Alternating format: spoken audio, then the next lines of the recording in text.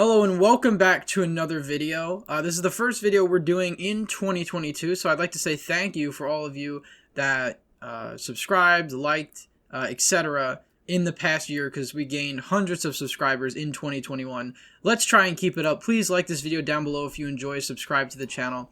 Anyway, we'll get right to the video. We're going to be taking a look at the 2022 Senate races. We'll be doing one on the governor's races, and we'll do some on the House tomorrow and the next day, so stay tuned for those. Anyway, we're going to be taking a look at the 9 races that I think are going to be non-safe races for the Senate.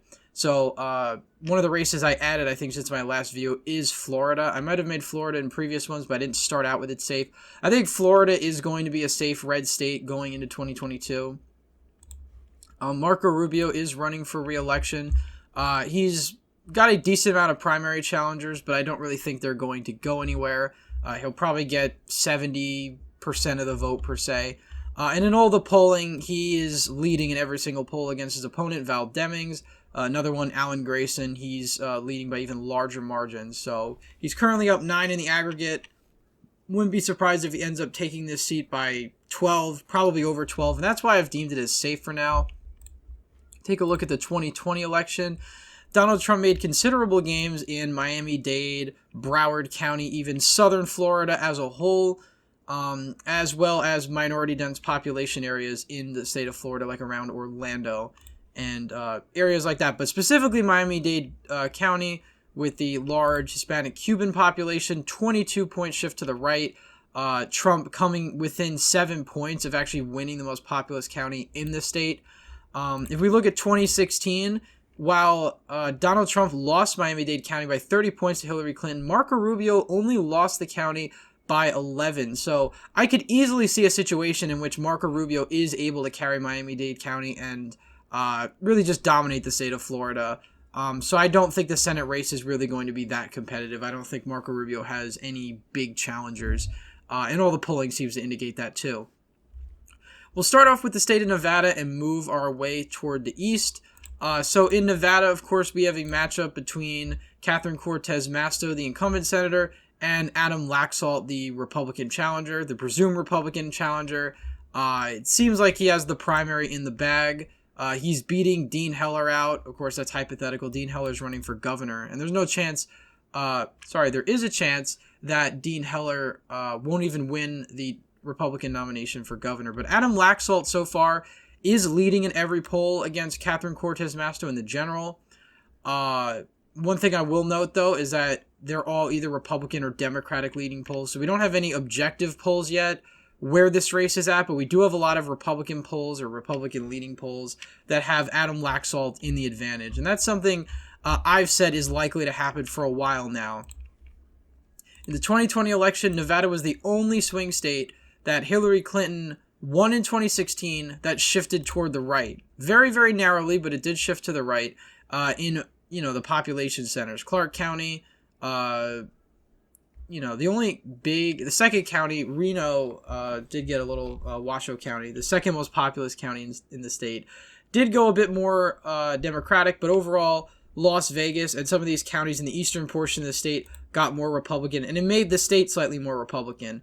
Given the kind of environment we're expected to see in 2022, even if we're not seeing a red wave, even if we're just seeing an R, +3 electorate or something like that, or R +4 or something, if Republicans could perform 4 points or 5 points more than they did in 2020, states like Nevada, Pennsylvania, Michigan, Wisconsin, Georgia, Arizona, all of these states would go red. Now, all of these states don't have Senate races, but Nevada was a state that was under 3 points, basically a 2.5-point margin for Joe Biden.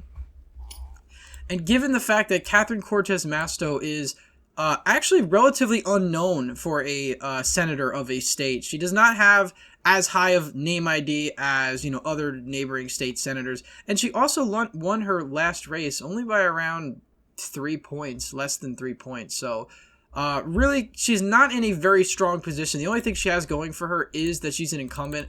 I'm going to put this race as tilt Republican for now. I think it's likely to be a flip.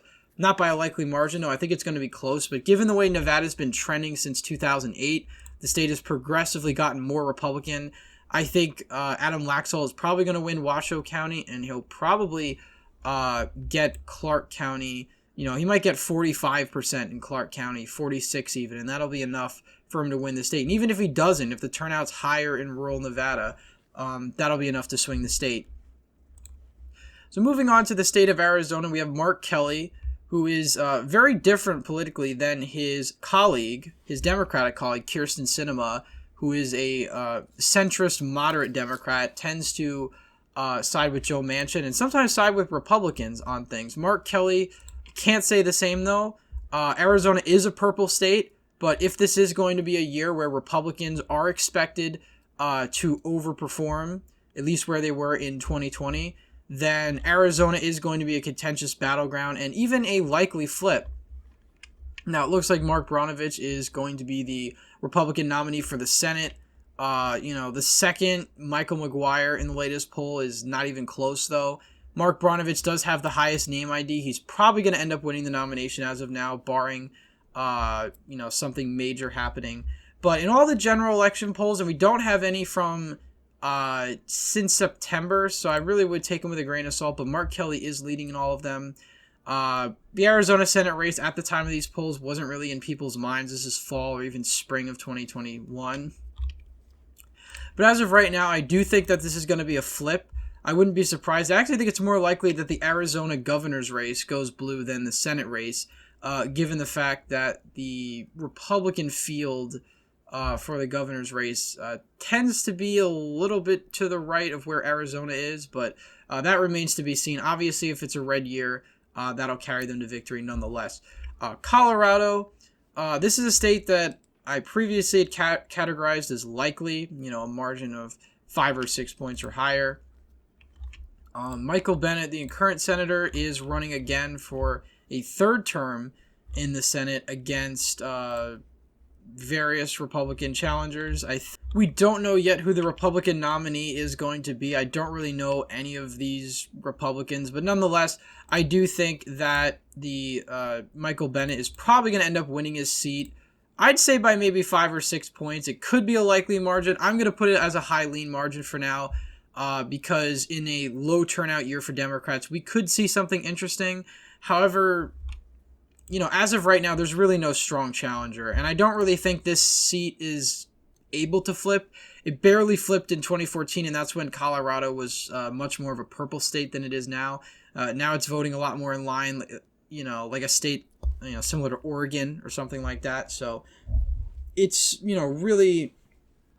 This will probably be the last year Colorado is remotely competitive. Moving on to Wisconsin, we did get the big news about a week ago that Ron Johnson will run for re-election. Wisconsin was one of the closest states in the 2020 election. It was the third closest state. Joe Biden won the state by only 0.6%.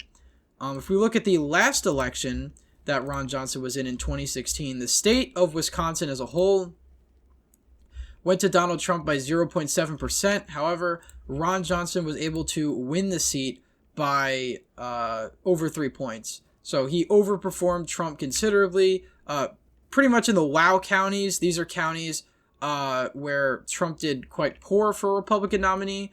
However, Feingold did better in southwestern Wisconsin, an area where Ron Johnson was not as popular. So he did better in the suburbs, worse in the rural areas. It paid off for him in Wisconsin. If we take a look at some of the people running for this seat, I'm pretty sure the top Democratic contender is a man by the name of Mandela Barnes. He's the current lieutenant governor of the state.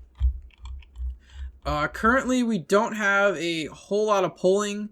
There's 2 polls, and they're both Democratic-leaning polls. One where they're tied, Johnson and Barnes, and another where Barnes is up by 4, although Change Research tends to lean pretty heavily to the left, so I would take it with a grain of salt. Interestingly enough, Inside Elections, which has tended to lean left previously, at least in their predictions, actually has this seat as lean Republican. And I think, honestly, it's very likely that Wisconsin does go to Ron Johnson. I think by a lean margin as well. I think he'll win it by around 3 to 4 points as of right now.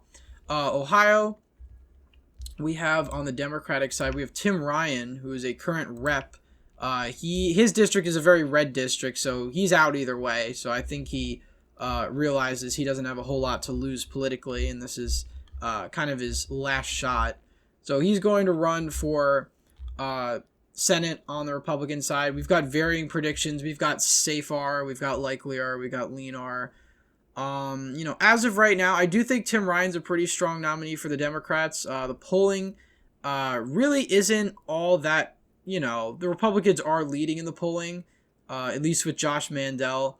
He's probably the best candidate objectively for the Republicans. And he is likely the nominee anyway. So if we look at all the polls, Josh Mandel's leading in every single poll. So he's likely to be the Republican nominee. He ran for state office a couple of times before. Ultimately, I think this is actually going to be likely as of right now. I probably will move it to safe, but I could see this easily being a 10-point margin, maybe 11, on the cusp of safe. I do think Tim Ryan's a pretty decent nominee, but in 2022, it's going to be a very, very red year. So I don't really think that a Democrat realistically has a chance in Ohio, barring some extreme circumstances. New Hampshire, which I've categorized as, tilt red, lean red. I think it's going to be lean blue now. If we look at some of the polling out of New Hampshire, I mean, it is a bit premature, but the Republicans have no strong contender in New Hampshire. The presumed Republican nominee was the nominee, I believe, in 2020, and he did quite poorly. Jeanne Shaheen is more popular than Maggie Hassan, but still, New Hampshire tends to buck national trends in midterm years. They reelected Governor Sununu in 2018, even though the state overall went decently blue. And in 2020, they reelected Sununu by 66-33 when the state went to Biden by 7 points. So it's a very bipartisan state. I think it's certainly possible Republicans could win, but as of right now, I think the Dems have a 75% chance of winning this seat. There's no strong challengers. Chris Sununu was the only Republican that was beating Maggie Hassan. In some polls, a generic Republican beats her, but as of right now, I think I'm going to categorize this as a lean blue seat. So I ultimately think there's really no strong challengers in New Hampshire unless somebody jumps into the race. That is a really big name. I don't really think the Democrats need too much to worry about this seat. Next on to the state of Pennsylvania. Now, Pennsylvania is going to be probably one of the most important seats in the entire midterm elections next year. Oh, no, this year. I'm wrong. The Republican primary is going to be very interesting because Dr. Oz is running for Pennsylvania Senate on the Republican side. Sean Parnell was the favorite in this race until he had to withdraw due to personal scandal revolving his marriage and family and whatnot. So he dropped out of the race. And now we have Dr. Oz as the presumptive nominee for the Republicans. Now, the only person that is polling anywhere near him is Kathy Barnett, who I don't know anything about. But she's the only one polling close to Dr. Oz. Now, I've heard some people make the claim that Dr. Oz will eventually fall out of favor. I'm not really sure how I feel about that. He has high name ID. But he could implode. He might have a big shot early on, and maybe he withdraws or implodes or something. I've actually heard Jeff Bartos is a pretty decent nominee electorally speaking. He's a suburban candidate. Carla Sands, perhaps. This guy Everett Stern's polling at 0. So I doubt he has any realistic shot at the nomination. On the Democratic side, we will have a pretty interesting primary. Lieutenant Governor John Fetterman has consistently led in polling on the Democratic side. Now, he is a household name in Pennsylvania at this point. He's lieutenant governor. He's very popular in the western part of the state in Democratic primaries. He always does really well there. And the western part of the state is pretty industrialized with Pittsburgh and all these other counties here. So in the Democratic primary, will be interesting to see how that ends up. I might actually make some primary videos for this cycle as well, because I kind of want to see how those break down.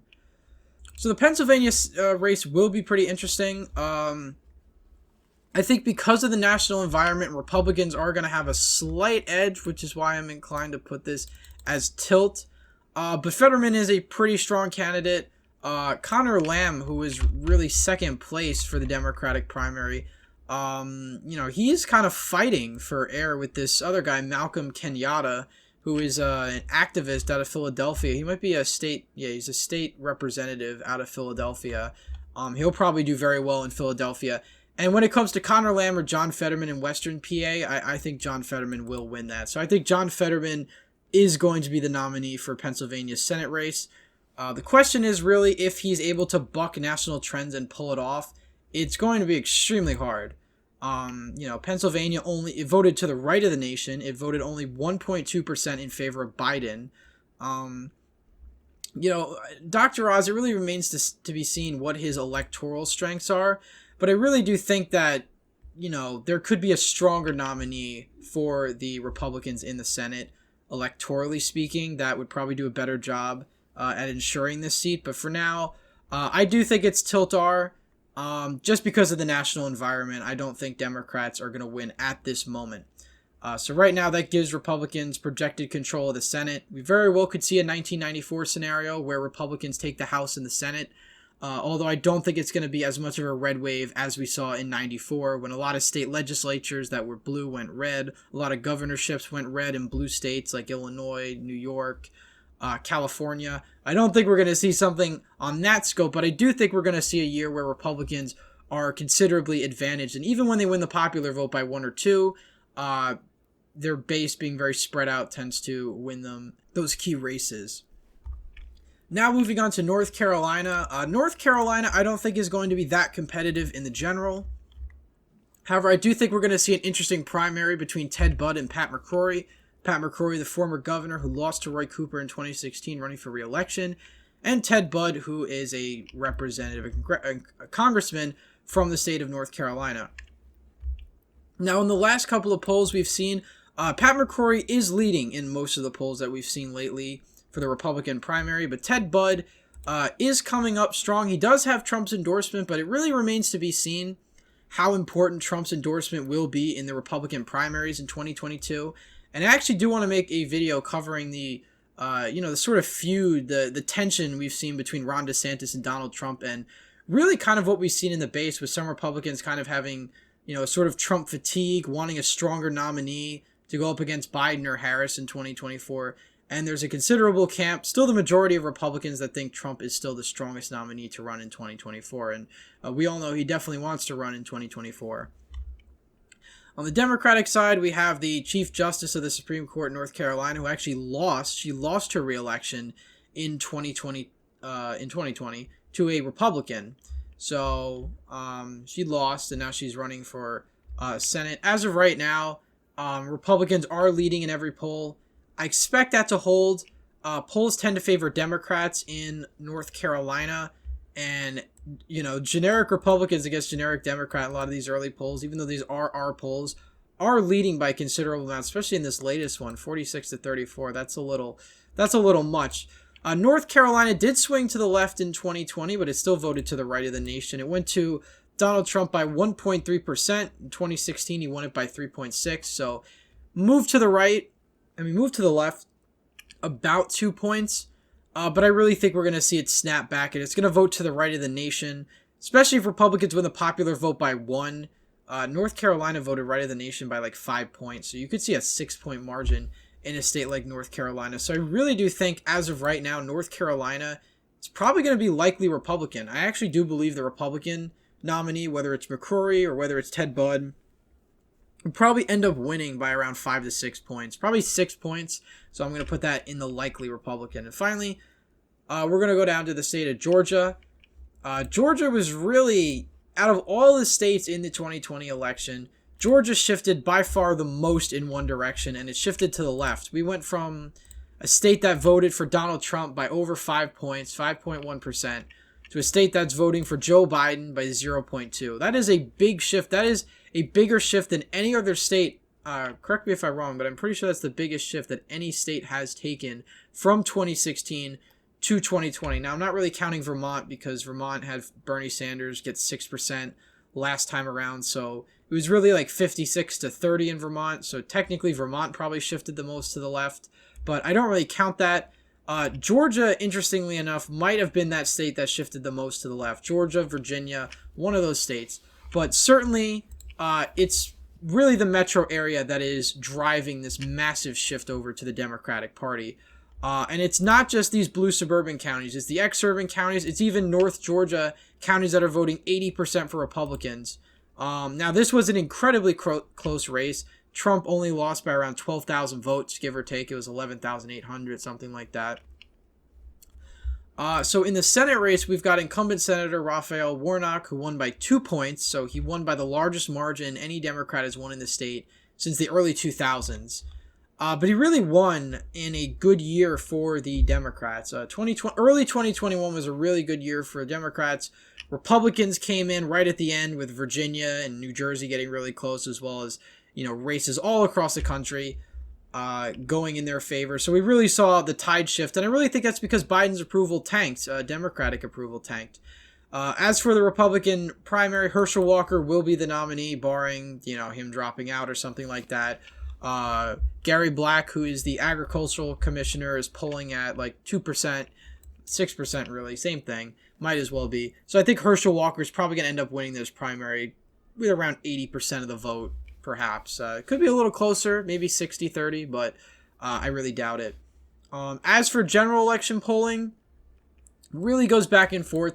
It's fairly close between the two nominees. We have this one poll, Redfield and Wilton Strategies. Never heard of them. I tend to be skeptical that Raphael Warnock is leading by 6 as of right now. I think it's really a neck-and-neck race. Raphael Warnock does have the benefit of being an incumbent, but I actually think this is a race that probably will go to the Republicans honestly, at this point, probably by 2 or 3 points. So I'm going to put that in the lean category. I actually think Republicans will end up doing better in this seat. Georgia still votes to the right of states like Pennsylvania, Wisconsin, and the sort, Arizona. So it was the closest state in the 2020 election. So I think Republicans honestly have a decent shot at winning this race. It is a coin flip, though, because Raphael Warnock is an incumbent. It really depends how high black turnout is in the suburbs, how high rural Republicans turn out for Herschel Walker. I expect it's going to be pretty high. But Democrats have had a really strong get-out-the-vote campaign in the state of Georgia. A lot of unregistered voters that would vote Democrat that are still up for grabs in the state. You have Stacey Abrams to thank for the huge voter registration guides that really gained Democrats 2 Senate seats in the state and could gain them the governorship at the end of this year. So anyway, guys, that's it for my Senate prediction. As of right now, we're looking at a 53-47 map, honestly, for Republicans. And if they're able to pull this off, 2024, really the sky's the limit, because that's going to be a rough year for Democrats. And perhaps I'll do a preview of the 2024 Senate races sometime in the future. But right now, I really want to focus this year particularly on midterm coverage, going into midterm primaries. Uploading later on this week. I already have the videos ready and will be more consistent finally on this channel. I finally have some free time to really get to uploading. But please subscribe to the channel. Hit that bell notification. It really helps. The more subscribers, the more views we get, the more likely I'm going to upload more consistently. So please, please, please share these videos, like these videos, comment down below. Thank you guys all for watching, and I hope you enjoyed, and I hope to see you in the next one.